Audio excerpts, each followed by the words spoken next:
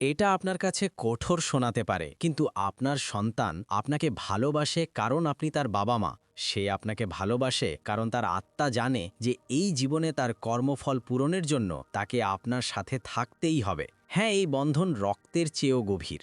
এই বন্ধন আত্মার, আর আত্মা কখনো বিশ্বাসঘাতকতা করে না। যখন আপনার সন্তান কোনো কারণ ছাড়াই আপনাকে আঁকড়ে ধরে কাঁদে, যখন সে একটি কথাও না বলে আপনার ক্লান্তি টের পায়, যখন সে আপনার রাগে ভয় পায় বা আপনার নীরবতায় গুটিয়ে যায়, তখন বুঝবেন যে সে কোনো ছোট প্রাণী নয়, বরং আপনার নিজের আত্মারই একটি অংশ আপনাকে আয়না দেখাচ্ছে। আর সবচেয়ে আশ্চর্যজনক বিষয় হলো, আপনার কর্মের পরিণতি অন্য কোথাও নয়, বরং আপনার নিজের ঘরেই আপনার নিজের সন্তানের রূপে ভোগ করতে হবে। আপনি যদি জীবনে কখনো কাউকে উপেক্ষা করে থাকেন, আপনার সন্তান আপনাকে শেখাবে কিভাবে উপেক্ষা করতে হয়। আপনি যদি কখনো কারো অনুভূতি চূর্ণ করে থাকেন, আপনার সন্তান আপনার অনুভূতি এমনভাবে চূর্ণ করবে যা আপনাকে হৃদয় বিচ্ছিন্ন করে দেবে। আপনি যদি কখনো সত্যের সাথে আপোষ করে থাকেন, আপনার সন্তান আপনাকে সেই আপোষের মূল্য দিতে বাধ্য করবে। আর যদি আপনি কখনো মন থেকে ভালোবাসা দিয়ে থাকেন, তবে সেই ভালোবাসা 100 গুণ হয়ে আপনার কাছে ফিরে আসবে। এটা কোনো শাস্তি নয়, এটা শুধুই কর্মফলের খেলা।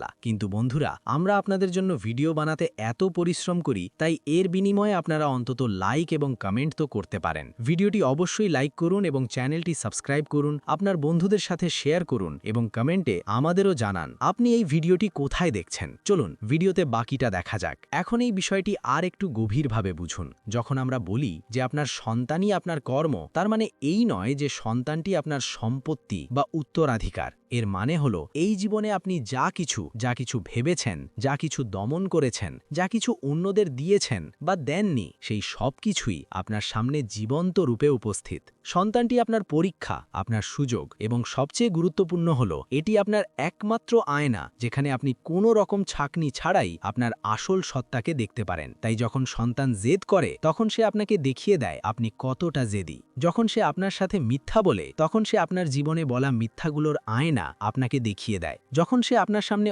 অসহায়ভাবে কাঁদে, তখন সে আপনার ভেতরে একসময় চাপা পড়ে থাকা সেই অসহায় শিশুটিকে জাগিয়ে তোলে। আর যখন সে আপনার কোলে মাথা রেখে ঘুমিয়ে পড়ে, তখন সে আপনাকে বলে যে আপনার হারানো নিষ্পাপতা এখনও আপনার মধ্যে রয়েছে। একটি সম্পর্ক এমনই হয়, একটি আত্মিক বন্ধন, যেখানে শিক্ষার্থী এবং শিক্ষক আলাদা নন, বরং দুটি আত্মা তাদের কর্মফল শুদ্ধ করার জন্য একসাথে কাজ করে। একবার ভেবে দেখুন, আপনি কি কখনো অনুভব করেছেন যে যখন আপনার সন্তান অসুস্থ হয়, তখন আপনার সমস্ত আত্মগুরুত্ব, সমস্ত রাগ, সমস্ত দুশ্চিন্তা যেন উধাও হয়ে যায়? সেই মুহূর্তে আপনার কাছে কেবল একটিই সত্য অবশিষ্ট থাকে, তাদের দুশ্চিন্তা। এবং সেই দুশ্চিন্তার আড়ালে, সেই অসুস্থতার পেছনে প্রায়শই লুকিয়ে থাকে আপনার নিজের সেই ক্লান্তি যা আপনি উপেক্ষা করেছেন। এর আড়ালে লুকিয়ে থাকে আপনার নিজের অবহেলা। সন্তান সেই অসুস্থতা উত্তরাধিকার সূত্রে পায় যা আপনি সারিয়ে তুলতে অস্বীকার করেন। এই কারণেই যখন বাবা মায়েরা নিজেদের অন্তরের দিকে তাকাতে শুরু করেন, তখন তাদের সন্তানদের অর্ধেকেরও বেশি শারীরিক ও মানসিক সমস্যা কমে যেতে শুরু করে। এটা কোনো জাদু নয়, এটা কর্মের বিজ্ঞান। আপনার সন্তান আপনার ভেতরের অস্থিরতাকে তার শরীর ও মনে শোষণ করে নেয়, কারণ আত্মিক স্তরে সে আপনার থেকে আলাদা নয়। যখন আপনি এটি বুঝতে পারবেন, তখন আপনার সন্তানকে সারিয়ে তোলার চেষ্টা না করে আপনি নিজেকেই সারিয়ে তুলতে শুরু করবেন। তারপর এক অলৌকিক ঘটনা ঘটে। শিশুটি কিছু না বলেই বদলে যায়। আপনি হয়তো লক্ষ্য করেছেন যে কখনো কখনো শিশুটি ঠিক সেভাবেই আচরণ করে যেভাবে আপনি তা লুকিয়ে রাখেন। আপনি শান্ত থাকতে চান, কিন্তু মনের গভীরে শিশুটি অকারণে কেঁদে ওঠে। আপনি অন্যদের সামনে এমন ভান করেন যেন সব কিছু ঠিক আছে, কিন্তু যখন বাড়িতে আপনার মেজাজ খারাপ থাকে, তখন শিশুটি স্কুলে বা বন্ধুদের সামনে একই রকম আচরণ করে। এটা কোনো কাকতালীয় ঘটনা নয়, এটি সেই একই সত্য যা আপনাকে হতভাগ করে দেবে। আপনার সন্তানের প্রতিটি সমস্যা, প্রতিটি বিভ্রান্তি, প্রতিটি রাগ, প্রতিটি ভয় আসলে আপনার নিজেরই অমীমাংসিত সমস্যা, যা এখন তাদের মাধ্যমে কথা বলছে। এ কারণেই বলা হয় যে আপনার সন্তানের চেয়ে বড় শিক্ষক আর কেউ নেই।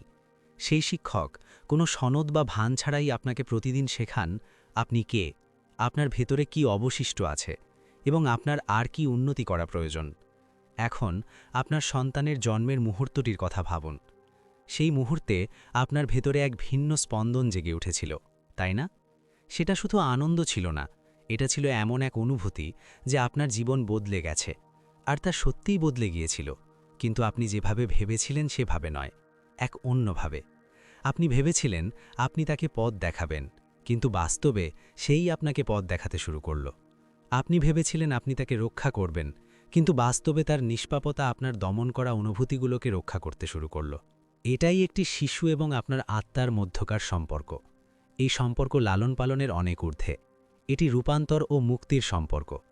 যতক্ষণ না আপনি বুঝবেন যে আপনার সন্তান আপনার কর্মের ফল, ততক্ষণ আপনি তার সাথে লড়াই করতে থাকবেন, তাকে শুধরে তোলার চেষ্টা করবেন এবং প্রতিবার ব্যর্থ হতে হতে ক্লান্ত হয়ে পড়বেন।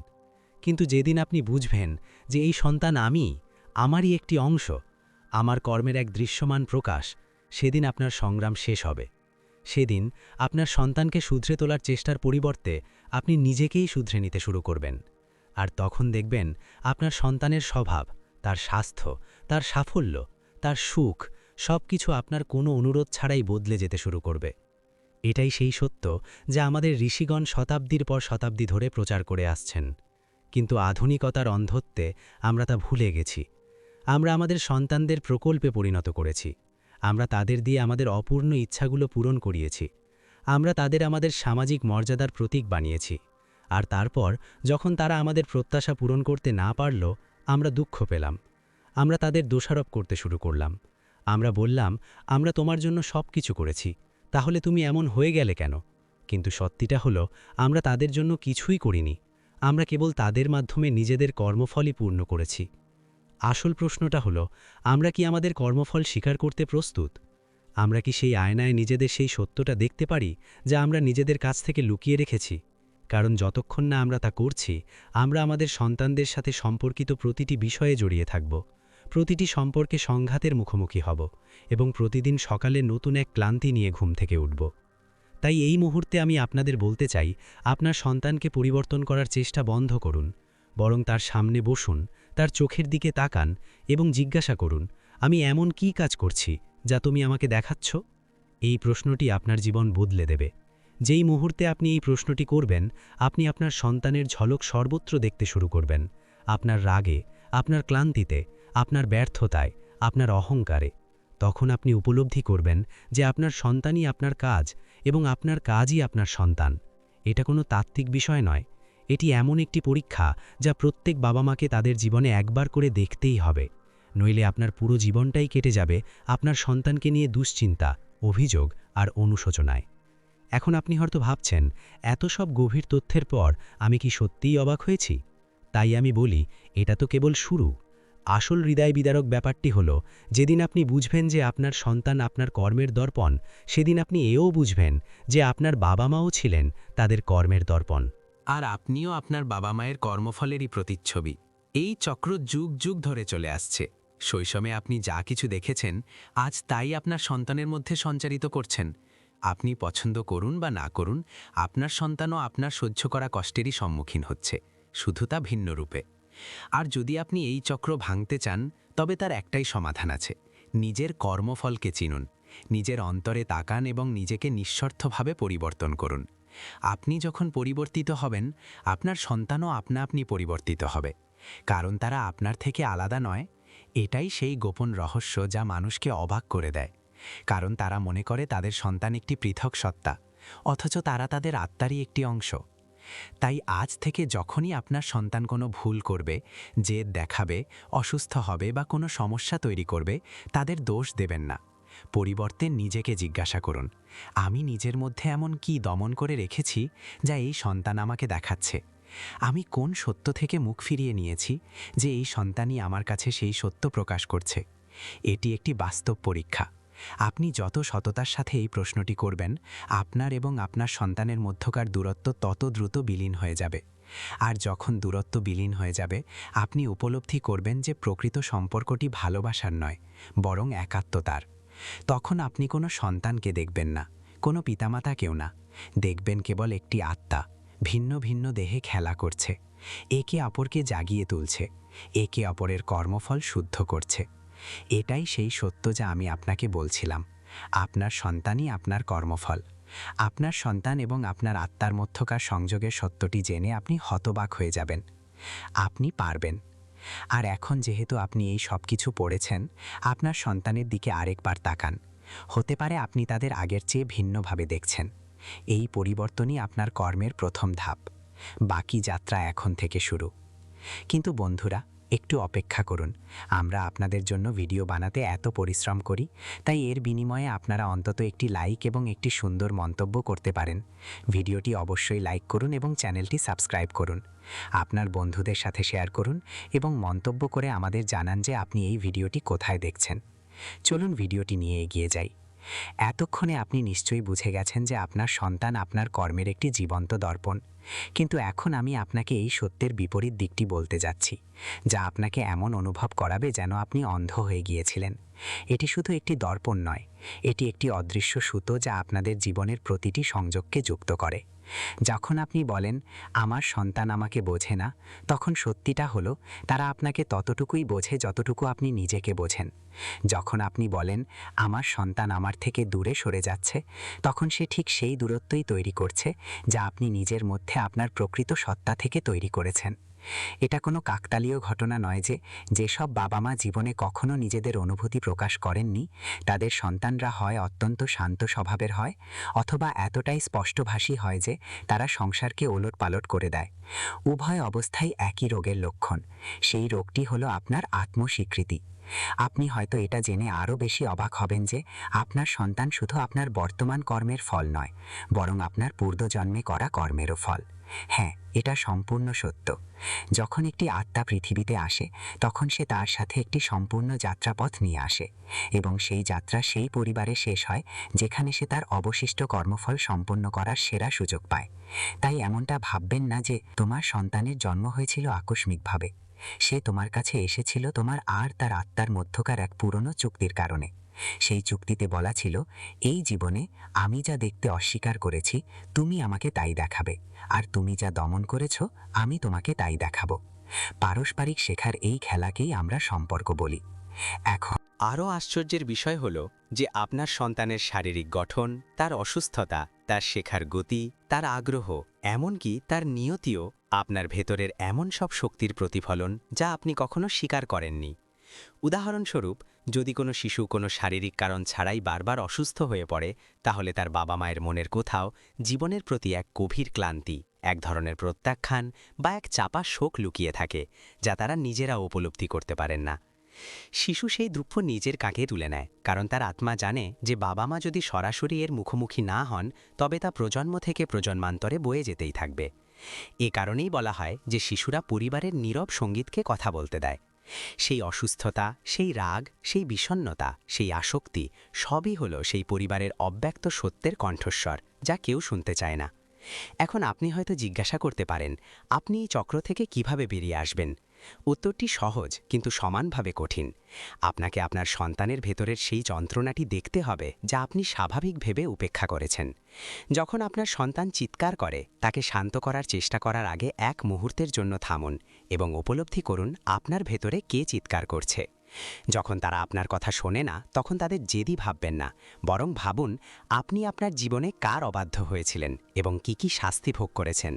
যখন তারা আপনার কাছে মিথ্যা বলে, তখন ভাববেন না যে তাদের চরিত্র খারাপ হয়ে যাচ্ছে, বরং সেই পরিস্থিতিগুলো বিবেচনা করুন যার অধীনে আপনি সত্য লুকিয়েছিলেন, এবং এখন সেই একই পরিস্থিতিগুলো আপনার সামনে এসে দাঁড়িয়েছে।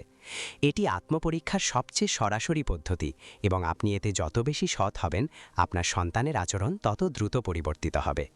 আরেকটি বড় রহস্য হল, আপনার সন্তানই আপনাকে সেই মূল্যবোধগুলো দেখায় যা আপনি আপনার বাবা মায়ের কাছ থেকে না ভেবেই গ্রহণ করেছেন। আপনি হয়তো লক্ষ্য করেছেন যে আপনার বাবা মা আপনাকে যেভাবে বকা দিতেন, আপনিও আপনার সন্তানকে ঠিক সেভাবেই বকা দেন, যদিও আপনি প্রতিজ্ঞা করেছেন যে আপনি কখনো তাদের মতো হবেন না। তবুও সেই একই শব্দ, একই সুর, একই মুখের অভিব্যক্তি, সবকিছু ফিরে আসে। কেন? কারণ এটা শুধু একটা আচরণ ছিল না, এটা ছিল একটা শক্তি, একটা কাজ যা আপনার মধ্যে গেঁথে গিয়েছিল। আর এখন আপনার সন্তান সেই একই শক্তিকে আপনার নজরে আনছে, যাতে আপনি দেখতে পারেন এই চক্রটি কতটা পুরনো এবং তা ভেঙে ফেলতে পারেন। তাই যখন আপনি আপনার সন্তানের আচরণে বিচলিত হন, তখন দেখতে শুরু করুন এই আচরণটি কোন পুরনো পারিবারিক ঐতিহ্যের অংশ, এটি কোন প্রজন্মের যন্ত্রণার পুনরাবৃত্তি। যেই মুহূর্তে আপনি এটা চিনতে পারবেন, শৃঙ্খলটি ভাঙতে শুরু করবে। এখন এর মধ্যে আরও গভীর কিছু আছে। যখন আমরা বলি যে আপনার সন্তান এবং আপনার আত্মা সংযুক্ত, তার মানে এটাও যে সন্তানের মাধ্যমে আপনি আপনার সেই সব লুকানো গুরুদের সাথে দেখা করেন যাদের আপনি কখনো চিনতে পারেননি। প্রায়শই এমন হয় যে আপাতদৃষ্টিতে একজন সাধারণ শিশু তার বাবা মাকে এমন কিছু শেখায় যা কোনো বয়োজ্যেষ্ঠ, কোনো সাধু, কোনো বই শেখাতে পারে না। একটি সাধারণ শব্দ, একটি প্রশ্ন, একটি কাজ হঠাৎ করে আপনার সম্পূর্ণ উপলব্ধিকে ওলটপালট করে দিতে পারে। এটা কোনো কাকতালীয় ঘটনা নয়। সঙ্গীত হলো আত্মার আত্মা। যখন আপনার আত্মা অনুভব করে যে আপনি এখন শোনার জন্য প্রস্তুত, তখন এটি তার ক্ষুদ্রতম সবচেয়ে সরল রূপে আপনাকে বলে দেয় কোন সঙ্গীতটি আপনার সবচেয়ে বেশি শোনা প্রয়োজন। তাই আপনার সন্তান যা বলে তা মন দিয়ে শুনুন। প্রতিটি প্রশ্নকে গুরুত্ব সহকারে নিন, কারণ আপনার পরিত্রাণ হয়তো সেই প্রশ্নের মধ্যেই নিহিত আছে। অনেক বাবা মা অভিযোগ করেন যে তাদের সন্তান পড়াশোনায় আগ্রহী নয়, কর্মজীবনে কিছুই অর্জন করতে পারছে না, অথবা দুনিয়ার চোখে একজন ব্যর্থ মানুষ। কিন্তু সত্যিটা হলো, আপনার সন্তান ঠিক সেই ক্ষেত্রেই ব্যর্থ হচ্ছে যেখান থেকে আপনি আপনার কর্মজীবন শুরু করেছিলেন। ব্যর্থতা লুকানোই ছিল সবচেয়ে বড় ভান। যদি আপনি টাকাকেই জীবনের সবচেয়ে বড় সাফল্য বলে মনে করেন, কিন্তু আপনি যদি নিজে অর্থের সাথে সঠিক সম্পর্ক গড়ে না তোলেন, তবে আপনার সন্তান হয় একে ঘৃণা করবে অথবা অন্ধভাবে এর পিছনে ছুটবে। উভয় পরিস্থিতি আপনাকে সেই একই দ্বিধায় ফেলবে, যেটিতে আপনি আটকা পড়েছিলেন। আপনি যদি সমাজের ধারণাকে আপনার সাফল্যের মাপকাঠি বানিয়ে থাকেন, তবে আপনার সন্তান হয় এর দাস হয়ে যাবে অথবা এর বিরুদ্ধে বিদ্রোহ করে নিজের জীবন ধ্বংস করে ফেলবে। সুতরাং আপনার সন্তানের ব্যর্থতা সেই সব মিথ্যা মানদণ্ডকে উন্মোচন করে দেয় যেগুলোকে আপনি সত্য বলে মেনে নিয়েছিলেন। এখন সবচেয়ে গুরুত্বপূর্ণ বিষয় হল এই গভীরতম সত্যটি উপলব্ধি করার পর আপনার জীবন কিভাবে পরিবর্তিত হয়।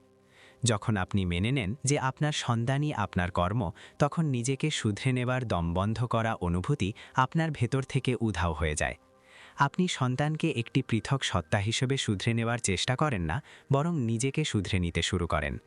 আর সবচেয়ে অলৌকিক ব্যাপার হলো, যখন আপনি নিজেকে শুধরে নেন, তখন সন্তানটি নিজে থেকেই বদলে যায়, কোনো বকাঝকা বা থেরাপি ছাড়াই।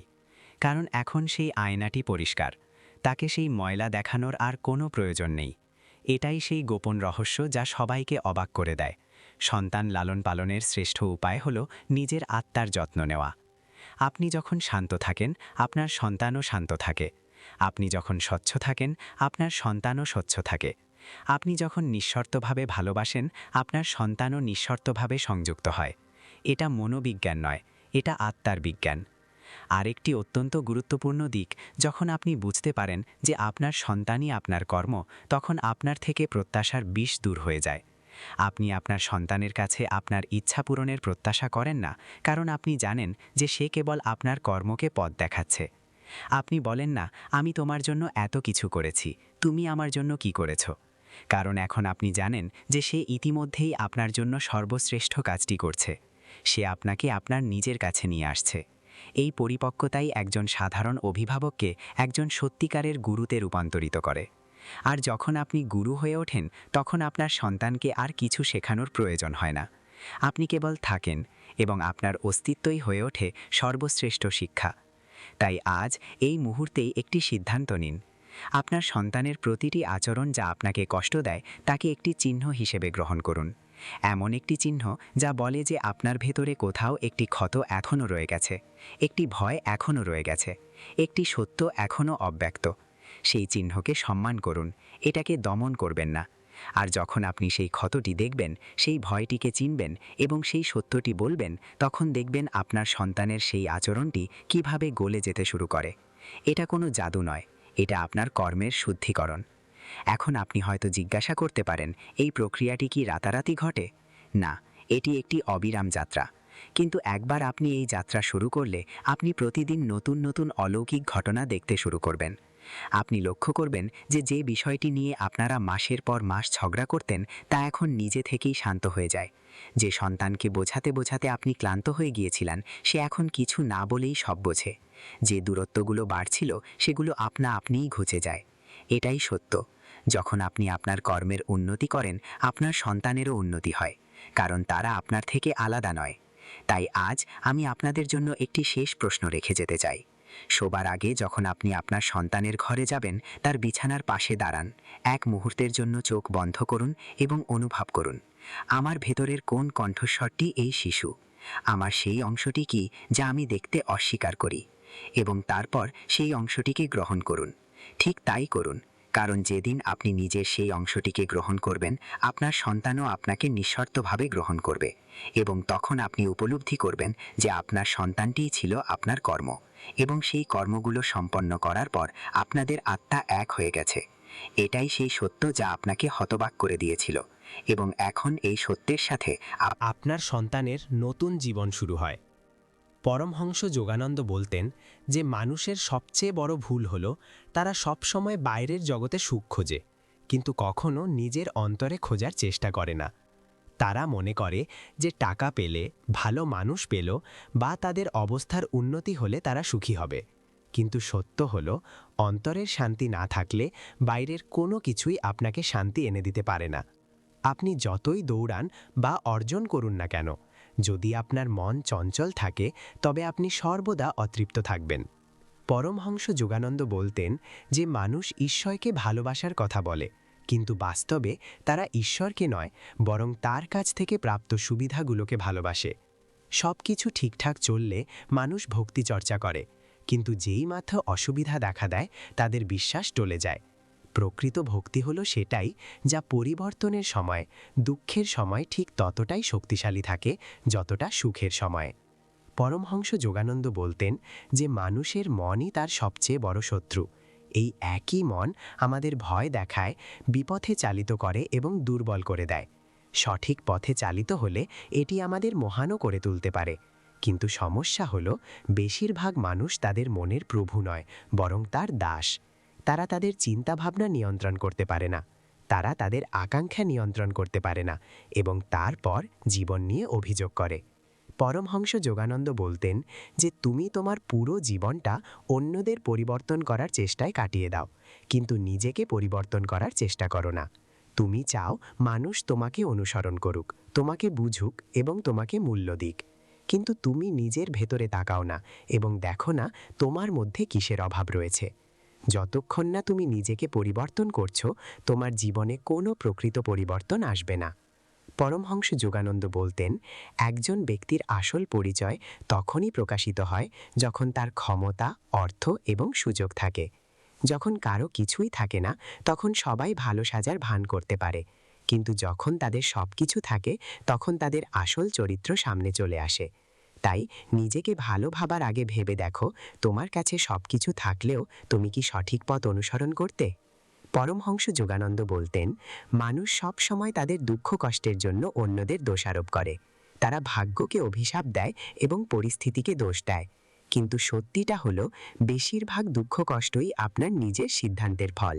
আপনি যা ভাবেন এবং করেন তা আপনার কাছেই ফিরে আসে। যদি আপনি আপনার চিন্তা ও কর্ম পরিবর্তন না করেন, তবে আপনার জীবন কখনোই বদলাবে না। ওম।